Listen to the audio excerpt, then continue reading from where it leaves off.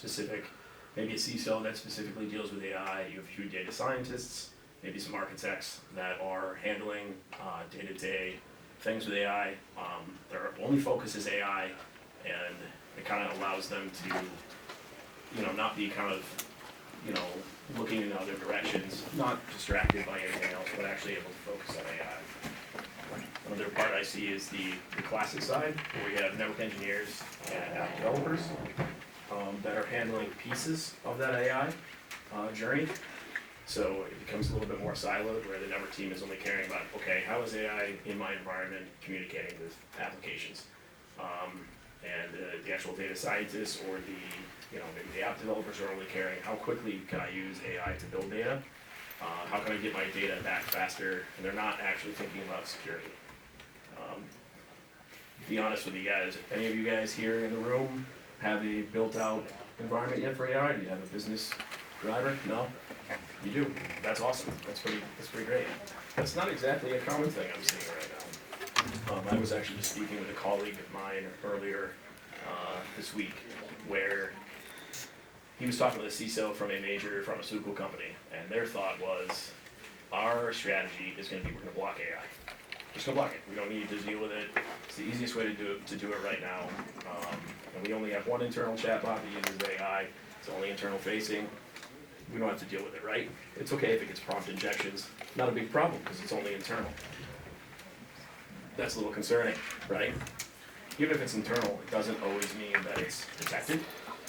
You can have somebody inside that can ask that chatbot something of its proprietary nature, and it can return data if you're not paying attention to it.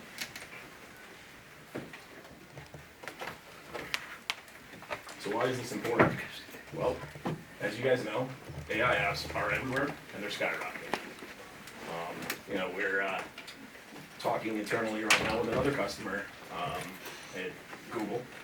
They said that over the last year, 1,000 to 2,000 applications were built in their environment alone that are utilizing AI. The concern here is that most of those applications that were built out were done by either low code, no code, or they're built out by somebody that isn't specifically designed to do AI, right? They're not developers driven directly towards that. Could just be anybody using vibe coding right now, because AI is making that extremely easy. You can just go in there and ask an AI model to, hey, build me something that will play chess, or return some information on, my company's, reports for the year. Could be a problem for sure.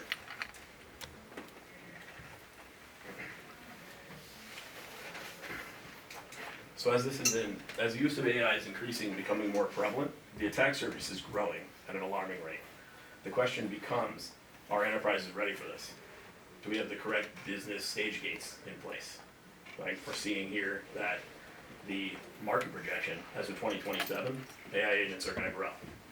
Right? Security risks are then, of course, going to obviously go up as well. It's an exponential thing. And then companies are going to end up dealing with the investments of the security focus, right? Are we ready for that? Are we actually paying attention to the market growth? Are we looking at where is this going to come into play? Do we have the right people in place? Is anybody actually looking at this from a perspective, a holistic perspective of the business?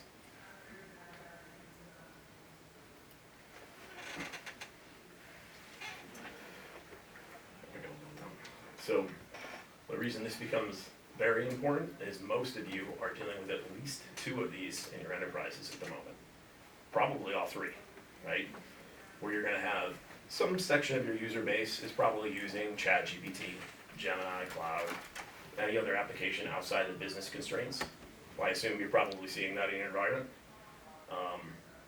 You're also going to see where SaaS is using a lot of it in terms of Salesforce or any sort of market research data that you're utilizing.